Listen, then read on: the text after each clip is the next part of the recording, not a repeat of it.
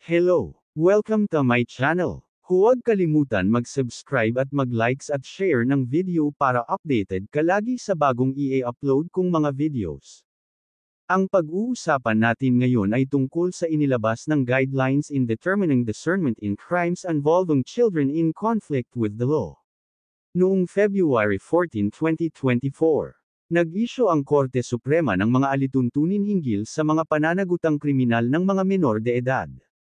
Ayon sa Korte Suprema, mayroong iba't ibang pamantayan sa pagtukoy ng kasalanan ng isang menor de edad para sa mga krimen, kung kaya't kailangan ng mga alituntunin upang i-streamline ang proseso ng pagtukoy sa pag-unawa para sa mga krimen na kinasasangkutan ng mga bata na sumasalungat sa batas.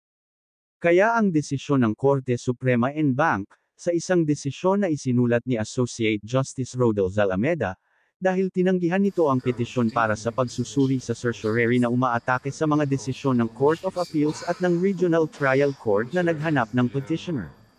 Si CICLXXX ay nagkasala ng homicide. Ang mga sumusunod na alituntunin ay inilatag ng Korte. 1. Ang discernment ay ang kakayahan ng bata sa oras ng paggawa ng pagkakasala na maunawaan ang pagkakaiba ng tama at mali at ang mga kahihinatnan ng maling gawa. 2.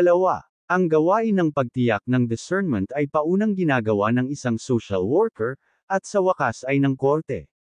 Ang pagpapasya ay dapat isaalang-alang ang kakayahan ng isang bata na maunawaan ang moral at psikolohikal na bahagi ng kriminal na pananagutan at ang mga kahihinatnan ng maling gawa, at kung ang isang bata ay maaaring panagutin para sa mahalagang antisosyal na pag-uugali.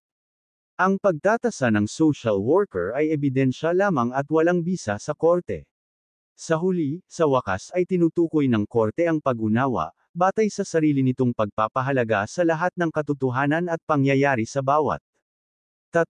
Walang pagpapalagay na ang isang menor de edad ay kumikilos ng may pag-unawa.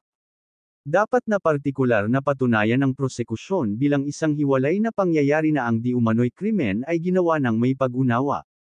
Para sa isang menor de edad sa ganoong edad na mananagot sa krimen, ang prosekusyon ay binibigyan ng pasanin na patunayan ng lampas sa makatwirang pagdududa, sa pamamagitan ng direkta o pangyayaring ebidensya, na siya ay kumilos ng may pag-unawa. 4. Sa pagtukoy ng discernment, dapat isaalang-alang ng mga korte ang kabuuan ng mga katotohanan at pangyayari sa bawat kaso. Tulad ng, una, ang mismong hitsura, ang mismong saloobin, ang mismong pakikilahok at pag-uugali ng nasabing menor de edad. Hindi lamang bago at sa panahon ng paggawa ng kilos. Ngunit gayon din pagkatapos at maging sa panahon ng paglilitis. Pangalawa, ang karumaldumal na katangian ng krimen. Pangatlo, ang tuso at katalinuhan ng menor de edad. Pang-apat, ang mga pananalita ng menor de edad. Panglima, ang tahasang kilos ng menor de edad bago, habang at pagkatapos ng paggawa ng krimen. Pang-anim, ang uri ng armas na ginamit. Pang-pito, pagtatangka ng menor de edad na patahimikan ang isang saksi, at pangwalo ang pagtatapon ng ebidensya o pagtatago ng corpus delicti. Ang mga alituntunin ay inilabas ng korte sa resolusyon nito kung dapat panindigan ang paghatol kay CICLXXX para sa homicide.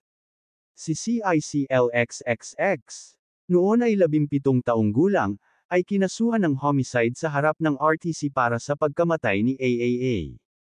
Itinatag ng prosekusyon na si AAA ay tumstigo laban kay CICLXXX noong 2003 sa panahon ng pagdinig ng reklamo para sa physical injuries na inihain ni DDD, kaibigan ni AAA, laban kay CICLXXX sa harap ng punong barangay.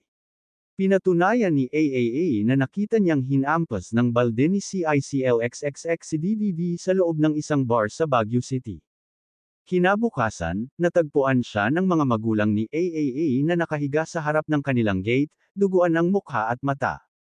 Sinabi sa kanila ni AAA na tinamaan ni CICLXXX ang kanyang mga mata. Sa ospital, nalaman na si AAA ay nagkaroon ng napakalaking cerebral contusions at pagdurugo sa mga puwang sa utak na maaaring sanhi ng anumang puwersa o bagay na may sapat na lakas upang magdulot ng pinsala sa utak.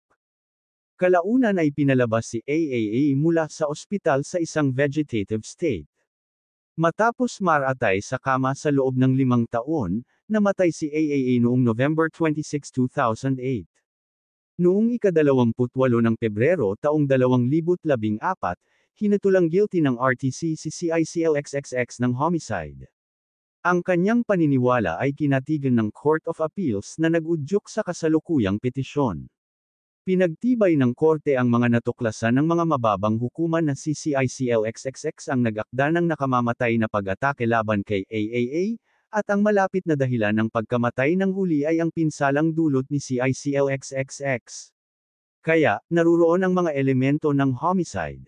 Gayunpaman, dahil sa minorya ni CICLXXX sa panahon ng paggawa ng krimen, dapat ilapat ng korte ang Section 6 of Republic Act No. 9344, o ang Juvenile Justice and Welfare Act of 2006, na nagbibigay ng pinakamababang edad ng kriminal na pananagutan. Sa ilalim ng nasabing probisyon, ang isang bata na higit sa 15 taong gulang ngunit wala pang 18 taong gulang ay hindi dapat magkaroon ng kriminal na pananagutan at sasailalim sa isang intervention program, maliban kung siya ay kumilos ng may pag-unawa, kung saan ang bata ay sasailalim sa naaangkop na paglilitis. Kaya dapat lutisin ng korte kung kumilos ng may pag-unawa si CICLXXX sa paggawa ng krimen. Alinsunod sa mga alituntunin, pinaniwalaan ng korte na ang kabuuan ng mga katotohanan at mga pangyayari ay humantong sa konklusyon na si CICLXXX ay kumilos ng may pag-unawa. Napag-alaman ng korte na sinaktan ni CICLXXX si AAA gamit ang isang mapurol na bagay na sapat na matigas para makabasag ng bungo o makauga ng utak. Sinuportahan ito ng mga pinsala sa utak na dinanas ni AAA. Ang lokasyon ng mga sugat at sinasadya ng kanilang pagkakasakit ay higit na nagpapakita ng kaunawaan ni CICLXXX. Ang mga pangyayari ay nagpapakita rin ng pagiging tuso at katalinuhan ni CICLXXX. Ginawa niya ang pag-atake kaninang madaling araw, bandang 3 AM, habang may kasamang-kasama. Hinintay nilang makauwi si AAA at matapos siyang hampasin, nakatakas sila bago pa sila makita ng sinumang saksi. Dagdag pa, ang pag-atake ni CICLXXX laban sa biktima ay maaaring ituring bilang isang pagtatangka na patahimikan ang huli o isang gawa ng paghihiganti para sa pagtestigo laban sa kanya sa isang hiwalay na insidente ng pang-aabuso sa panahon ng pagliliti sa barangay. Ang sariling patuto ni CICLXXX ay nagpapakita rin ng kanyang kamalayan na mali ang kanyang mga aksyon. Siya ay huminto sa pag-aaral dahil natakot siya matapos siyang makatanggap ng babala na dapat niyang bantayan ang kanyang likuran. Sa wakas, sa o malapit sa oras ng insidente, si CICLXXX ay isang pangalawang taong mag-aaral ng nursing. Kaya, ang kanyang antas ng edukasyon ay nagpapakita na siya ay may kapasidad na malaman na ang pagdudulot ng pinsala sa katawan ni AAA ay mali, at malamang na magresulta ito sa kanyang kamatayan. Sa huli, ang isang maingat na pagsasaalang-alang sa lahat ng mga katotohanan at mga pangyayari, lalo na ang kakilakilabot na katangian ng pag-atake, ang napiling oras at lugar, ang pagtatangkang patahimikan ng biktima na dating naging saksi, at ang kanyang mismong pag-uugali at antas ng edukasyon, ay nagpapahiwatig na kumilos siya ng may pag-unawa. Tulad ng nakuha mula sa mga katotohanang ito, ginawa niya ang krimen ng may pag-unawa sa kasamaan at mga kahihinatnan nito.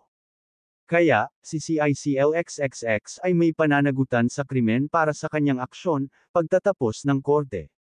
Sa parusa, binanggit ng korte ang Section 38 of Republic Act 9344 na nagpapahintulot sa pagsuspend ng sentensya ng mga menor de edad sa kabila ng nasabing bata na umabot na sa edad ng mayorya sa oras na ipahayag ang hatol ng paghatol. Ang korte, gayunpaman, ay inulit ang desisyon nito sa 2014 na kaso ng Hubilla vs. People na ang sentensya ng nagkasala ay maaari lamang masuspend hanggang siya ay 21 taong gulang alinsunod sa Section 40 ng batas. Sa makatuwid, hindi na ito naaangkop sa kaso ni CICLXXX. Ibinalik ng korte ang kaso sa Court of Origin para sa nararapat na aksyon nito alinsunod sa Section 51 of Rasham na 1344 at People vs. Jacinto na nagtatakda na ang isang bata na sumasalungat sa batas ay maaaring pagkatapos mahatulan at sa utos ng korte, anuman ang edad sa oras ng pagpapahayag ng hatol ng paghatol, gawin upang magsilbi sa kanyang sentensya, bilang kapalit ng pagkakulong sa isang regular na institusyon ng penal, sa isang kampong pang-agrikultura at iba pang pasilidad ng pagsasanay na maaaring itatag, panatilihin, pangasiwaan at kontrolin ng Bureau of Corrections, sa pakikipag-ugnayan sa Department of Social Welfare and Development. Courtesy of the Supreme Court Public Information Office. Sana nakatulong ang video na ito. At huwag kaliligtaan panoorin ang mga i-upload kong mga videos. Mag-subscribe at mag-likes at i-share mo para updated ka palagi sa mga bagong videos na i-upload ko. Thank you for watching. Yeah!